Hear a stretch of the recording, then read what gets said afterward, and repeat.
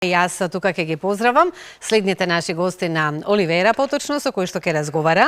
Тоа е Валентина Анđелковска, дипломиран инженер за безбедност при работа, како и доктор Зоран Доревски, специјалист за безбедност, за заштита и спасување. Сега, ќе слушнаме совети за современа заштита при работа. Добре дојдени ни се, нели сите овие совети кои што ќе имаме можност од токму вас да ги слушнеме, но претходно јас како добре дојде, дали може да ве почестам со нешто да се напиеме во раните. Не се веќе толку рани, но за нас започнуваме рано, па ние така останато во овие утрински часови.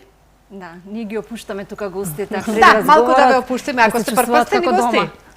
Да, како за прв пат малку да ве релаксираме со нешто, чајче, кафенце, што би сакале? Па може едно еспресо или... Еспресо, со задоволство за вас? Исто. Ајде, јас ќе ви подготвам и да ги слушнеме советите и да започнеме токму со она за што кажавме со Оливера, многу ни е добре дојдено како тема. Нешто што е многу важно во ова современо живење. Сите излегуваме од дома кога одиме на работа, а не знаеме дали ќе се вратиме здрави живи онака како што сме излегле. Сигурно сите си планираме ова е уште еден обичен ден, ќе го поминеме на работа со колегите, меѓутоа не е баш се така како што си планираме. Колку луѓето всушност се свесни за заштитата и сигурноста и нели безбедноста на работното место? Така. Во поново време и самите фирми даваат повеќе значење на безбедноста и здравјето при работа. И ние сме присутни како фирма во голем дел не само во нашиот град и во нашата татковина. И во самите обуки за безбедност и здравје при работа, како што спомнавте, има еден дел од законот каде што кажува дека како повреда при работа се смета и времето во кое што тргнуваме од дома, патуваме и се враќаме, поминуваме на работа и се враќаме. Значи, целото тоа време што го поминуваме во текот на денот и во условите во кои што работиме, мораме секогаш да бидеме заштитени, без разлика каква функција и работа обавуваме. Не сите професии се различни и нели не сите професии имаат различен ризик при работа. Значи постојат високоризични, нискоризични и многу ризични. И некои што немаат. Има такви професии што нема воопшто ризик? Се сведува на минимум во суштина. Административните работници, например, се луѓето кои што имаат најмалку ризик при работа, бидејќи условите во кои што нели се окружуваат. Канцеларија, компјутер. Така, да, имам најмалку ризик затоа што условите им се едни од подобрите, за разлика од работниците кои што се во фабриките, во градежништвото, на патиштата што ги работат, нели, што ги прават, така да неспоредливо е или физичко обезбедување во некои објекти, во фабрики кај што има луѓе. Така. Угостителите исто така, во кујните што работат, сите работни места си имаат различни ризици. Така. Професор, доктор Зоран, така? Пред да започнеме со професорот, еве кафенце со оглед на тоа дека специјалност на професорот е заштита на работното место од пожари? Не, мојата специјалност е... Повели? Нека ви е на здравје кафето. Мојата специјалност е корпоративната безбедност или сигурноста во стопанството, во индустријата. Како што кажавте на почеток, многу добар вовед дадовте, широк спектар на опасности може да потенцијално предизвикаат загрозување во индустријата, во стопанството, на работните места, на човечкиот фактор, на персоналот, на имотите, на вредностите и на технолошките процеси. Значи, да ги блокираат, да ги повредат луѓето или да го уништат имотот. Секако пожарите се најсериозната закана со најголеми последици, не дека, да речеме, земјотресот или поплавите или технолошките хавари не предизвикуваат штети, меѓутоа во на матрица на ризик веројатноста од нивната појава е многу помала, така да еден од главните проблеми со кои се соочува стопанството, како што рековте, во секојдневната работа, во секојдневниот живот, ни се пожарите и би рекол дека и законската регулатива на овој тип на ризик посветува најголемо внимание. Ние имаме, можам да кажам, многу солидна регулатива која точно, прецизно и дури би рекол и темелно предвидува еден цел комплекс од мерки како луѓето, како вработените, како компаниите да се заштитат од пожарите. Пред се регулаторно или законски е наложено изработа еден пакет на документи. Тоа се 3 акти, каде што првиот ни е проценка на загрозеност, согласно Законот за заштита и спасување, облигаторен за секоја компанија, каде во компанијата треба да се идентификуваат сите ризици и сите опасности и понатаму каде би можеле да се појават, кои би биле причините и кој би бил негативниот ефект, значи кои штети или кои загрозувања ги предизвикале. Наспротивно на тоа имаме план за заштита и спасување кој точно ги предвидува мерките, овие идентификувани ризици и опасности, а тие ни се најчесто електричната енергија, човечкото невнимание. Ништо што ни испратевте. Како се гасни, тоа е веројатно некоја симулација на вежба како да се најдат во случај на пожар, не демош. Да, тоа сакав токму за тоа да проговорам. Значи, кога ќе ги идентификуваме ризиците во компанијата, преку конкретни планови треба да се дефинира како ќе се справиме со нив и на крај имаме еден клучен документ, правилник за заштита од пожари и експлозии, со кој се дефинира системот во компанијата што треба да реагира и како треба да биде обликуван за овие ризици да бидат под контрола. Што ни се случува, морам да го спомнам за жал, Кочани и тој немил настан. Стана незаобиколен во нашето секојдневно живење. За поздравување, владата на Република Македонија тогаш донесе еден заклучок, ми се чини, со кој многу интензивно се спроведа темелни контроли на сите нивоа, не само во компаниите, туку и во институциите, трговските, јавните предпријатија, јавниот сектор, болници, училишта, градинки и така натаму. И би рекол, менеджментот на институциите многу свесно пристапи кон оваа работа, се изготвија овие документи, се изработија планови. Сега законот вели, кога ќе се донесе ваква регулатива, таа се поднесува во надлежниот државен орган, тоа е Дирекцијата за заштита и спасување, незините подрачни единици, заради добивање на позитивно мислење и согласност за примена на таа документација. И за жал, како што видовте, овдека ситуацијата сега во овој момент некако застанува и недостасува уште еден или последниот чекор, имплементацијата. Значи, се она што ќе се предвиди во плановите да се имплементира во компанијата, во секојдневното работење, луѓето да бидат потполно запознаени, да бидат свесни за сите опасности и ризици што може да им се случат на работното место, во средината во која работат, во поширокото обкружување и кои се нивните чекори во таква ситуација. Тоа е она што е најважно, значи да знаат како да препознаат опасноста, да знаат како да реагираат на даден сигнал, сирена, противпожарен, реакцијата на пожарната централа и така натаму. Најчесто тогаш не фаќа паника. Паника и, за жал, погрешни реакции. Реакции што може да чинат многу подоцна.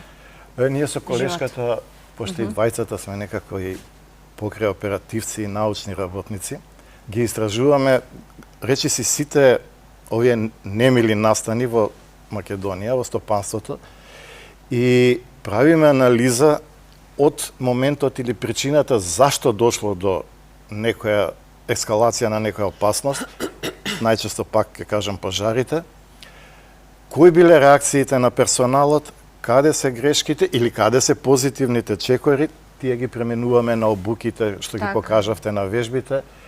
За истите работи да не се повторат. Да не се повторат и да луѓето бидат свесни не само веќе во таа компанија, него и пошироко, бидејќи Premium Safety Solution, компанија за која работиме, има повеќе од 400 клиенти и секојдневно, да не речам, ги брифираме за сите овие можни работи покрај оние конкретни обврски. Драго ми е што постоите таква компанија во општеството што ќе им понуди на многу наши граѓани и работодавачи да си ги заштитат вработените и да одиме безбедно на работа.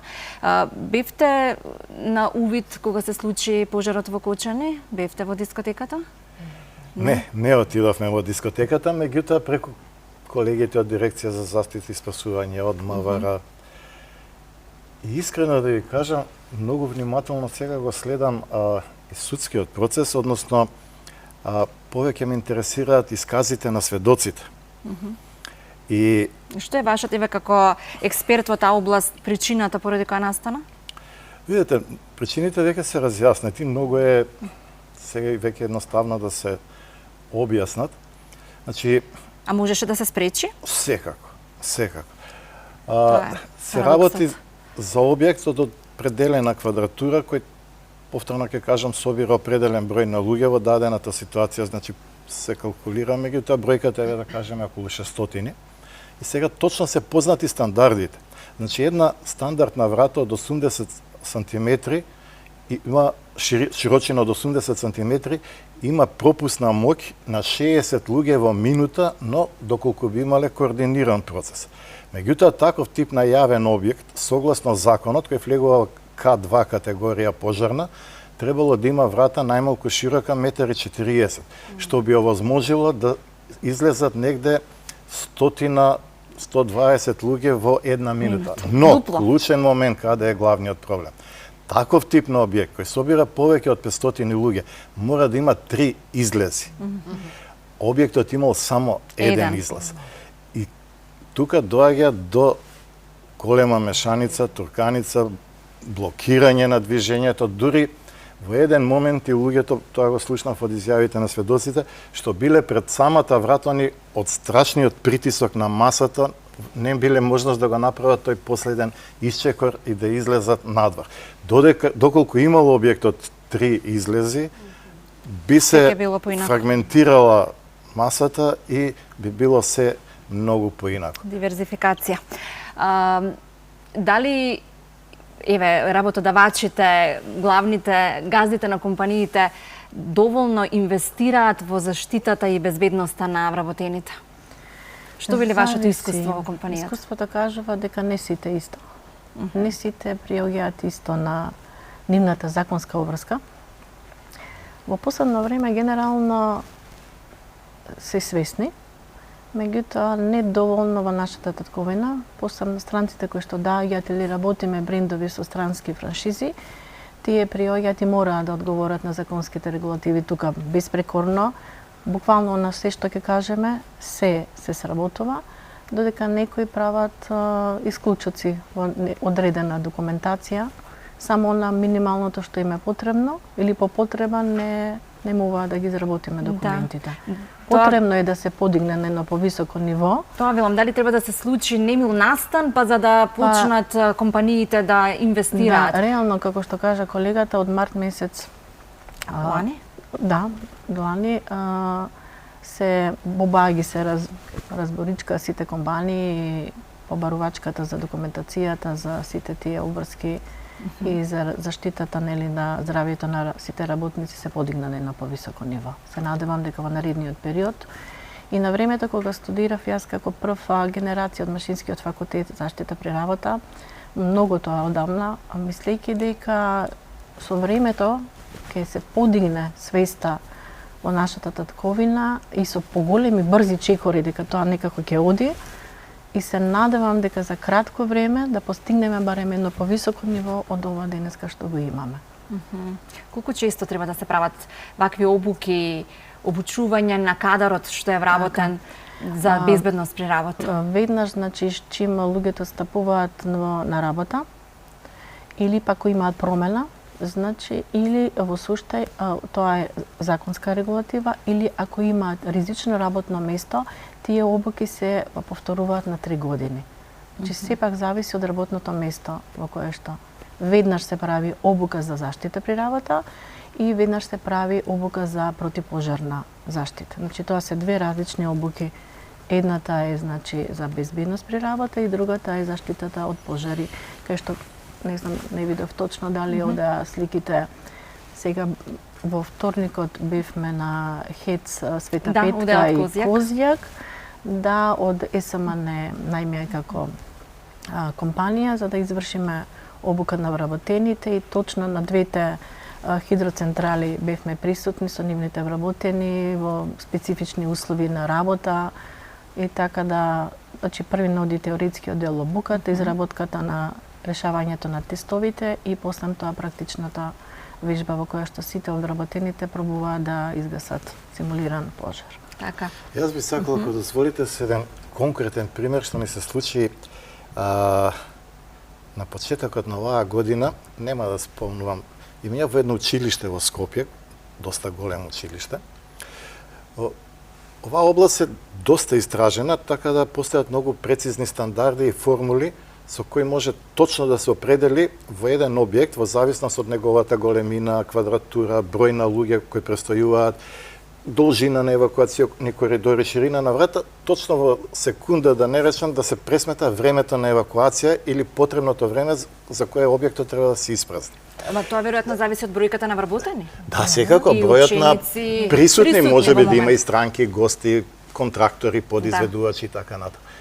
Одека се работеше за едно училиште, со една исклучително амбициозна директорка, многу ми се допадна низиниот пристап. Изведовме вежба за евакуација, училиштето е доста меѓу најголемите во Скопје. И по сите пресметки, бидејќи станува збор за повеќе од 1500 ученици или 1700 луѓе присутни во моментот, училиштето требаше да биде испразнато за некои 8 минути.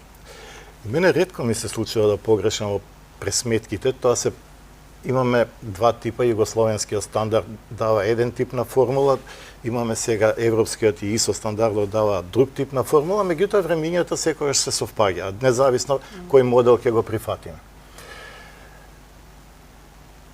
По завршената обука, начинот на кој требаше да се евакуираат учениците, сигналот почетен и така натаму, одредено собирно место, училиштето успеа да се испразни за помалку од 5 минути. И мене сериозно ме збуни, бидејќи е исклучително добро време, меѓутоа далеку над. Да немало отсутни ученици. Излезе дека сите наставнички со учениците позади нив чекаат зад врата и штом тргне сигналот, сите кон излезат и веќе е многу лесно да се постигне и надпросечно добро време. Меѓутоа се договоривме со директорката во еден ден, кога никој нема да биде спремен, да ја пробаме евакуацијата и да биде општо изненадување, и тогаш времето отиде веќе 17-18 минути. Бидејќи паниката си го прави својот. Не паниката само, него знаете како. Имаме формулата за пресметка на времето е Т1 откривање на опасност и алармирање, Т2 е подготовка, Т3 е чистото време на евакуација и Т4 е проверката дали сите се евакуирани со обирното место, дали е целосно потполнето. Овдека клучниот момент Т1 реакцијата изостанува. Сега што значи ова звонце? Договорот беше 3 пати да се склучи звоното. Да. Меѓутоа, со повеќе повторувања и вежби, веќе дојдовме до тоа идеално потребно време од 8 минути. И тогаш и за мене беше најнепосреден пластичен пример. Ние имаме изведено со нашава компанија, можеби во овие 2 години, повеќе од 100 обуки, вежби, подготвени сценарија, симулација. Треба почесто да се прават овие обуки. Токму тоа ми е зборот. Законот предвидува еднаш годишно, меѓутоа никој не ги спречува и е многу добро да бидат и на 6 месеци или квартално, на секој 4 месеци. Тоа не зима многу, се работи за некои 20 до 30 минути изгубени од работното време, но во дадена ситуација може да значат премногу. Рутината да се стекне. Да се стекне Тоа е, рутината, сите се токму така. изведувам училиште, ова се практикува. Да, треба да се практикува. Треба, Со оглед на каква тоа е дека јас реалноста? каде што моето дете посетува настава, вакво нешто досега немам слушнато дека се реализирало, сигурно дека би разговарале на таа тема. Сите училишта лани после несрекниот случај во Кучани има наредба да го направат тоа и го правеа. Да, тоа зависи од градоначалниците колку биле упорни. И не само училиштата, тоа треба да се направи на ниво на градинки. Да, предпоставувам меѓутоа. И градинките на децата како игра, меѓутоа да им се вреже уште од најмали рутината да се носе да ја стекнат рутината. Значи сепак треба сите училишта ова да го практикуваат. Не сите училишта, сите установи, сите компании, сите институции. Вклучувајќи ги највисоките, од собрание, влада на министерствата. Да, тоа веќе за институциите се предпоставува, меѓутоа за дечињата да бидат подготвени затоа што тие се сепак на помала возраст и треба многу едукација поголема за нив. Точно така, и таму е друга методологијата на движење, така, на постапување, на издавање на наредби, на контролирање на поворката во движење и така натаму. Така, ви благодарам за одговорот. Колку често треба да се проверуваат противпожарните апарати? Сите институции ги имаат, тоа по закон мора, нели? Има и излези за евакуација и план кој што е залепен на забележала во сите институции. Да, задолжителни се тие, да, на една година ПП апаратите се проверуваат, а доколку бидат потрошени, нели ако имало потреба, тогаш веднаш треба да се направи дополна на истиот и секојаш треба да бидат на видно место поставени, да стојат таа лепенката ППА, значи на видно место, да не бидат затрупани со ништо и секогаш ние кога поминуваме покрај нив, да не бидат нели во сеќавање каде ни се наоѓа, да не го поместуваме, тоа е многу важно, да се стои на едно место и во видното наше поле секогаш да знаеме каде е, зашто не знаеме кога би ни затребало. Многу важно е тоа. Значи, како што кажа колегата, ПП апаратите да не се поместуваат, да се стојат на едно место и овие вежби, посебно во училиште или било каде, да ни стане како секојдневие, да знаеме во дадена ситуација одма каде ни се излезите, како што рековте, најблиските патишта преку шемата на евакуација, тамо се гледа, каде се излезите и веднаш во тој момент да ни текне што треба да правиме. Мора да излеземе надвор, не треба да се враќаме на збирното место, се пребројуваме и тогаш нема да има никакви последици. И многу е важно од што е ова, тука кај што седиме сега и направено, од кои материјали. И тоа и во самите проценки што се прави за елаборатот за противпожари, се предвидува, значи градбата се гледа и за колку минути се проценува тоа за колку може да изгори сето ова. И нели времето во кое што ние и бројноста на луѓето што се наоѓаат нели по предпоставка во тој момент да излезат безбедно надвор. Доколку овие неколку параметри постојано ни бидат како пиење кафе или рутина на утро што правиме, нема да има последици во суштина. Не би требало да има. Дај Боже да нема. Пред 2 недели бевме сведоци на уште еден имел настан кога работник во градежната индустрија нели беше потрупан. Не се преземени мерките најверојатно. Не знам точно, меѓутоа претпоставувам, да. Да. И работниците мораат, мислам сите ние нели некаде сме работници, мораме да ги користиме личните заштитни средства, мора да внимаваат онаа обуката што ви реков првична. Тука колку толку ќе научат, ќе слушнат нешто ако не знаеле, во кое што ќе се присетиме, нели постојано ние на нешто треба да се присетуваме во нашето работење, така да верувам дека ако биле преземени дека немаше да дојде искрено до оваа ситуација. Јас велам и инвеститорите, газдите на компаниите не треба толку да жалат средства, треба да се обратат на стручни институции, еве како Premium Safety Solutions, среќа имаме. Оливера, се извинувам, но имаме само уште една минута за да ја искористиме. Дали само еве кога сме кај градежните работници, дали тие се најмногу изложени на опасност при безбедност при работа? Да. Значи на нив треба најмногу да се обрне внимание. И мислам дека пекарската индустрија со работа со машини тие. Да, каде што има. Значи брашната е високо експлозивно, лесно запаливо. Ете, да. Масла кај што има, во кујните може исто така. Која е вашата проценка за нашето работно место? Вака од око? Немаме ризик, сигурни сме. На минимум. Електрика, струјата само треба да ви биде во суштина. И најчест ден, слободанка е петок, кога се случуваат несреќи. Кога се заморени. Пуштеноста кога настапува и почекаме викендот, преморени можеби од работната недела. Најверојатно да. Има се има свое. Многу ви благодарам. Да, многу ви благодариме. Беше Прекрасни совети задоволство. за сите нас кои што треба да внимаваме на своите работни места, но упативте и вперивме прст, вака да кажам, за оние кои што треба многу да внимаваат на своите работници и да си има заштита при на своето работно место. Ви посакувам секое добро, па да се видиме и повторно, затоа што почесто кога зборуваме, мислам дека мора да има резултат и ефект и да допре до сите.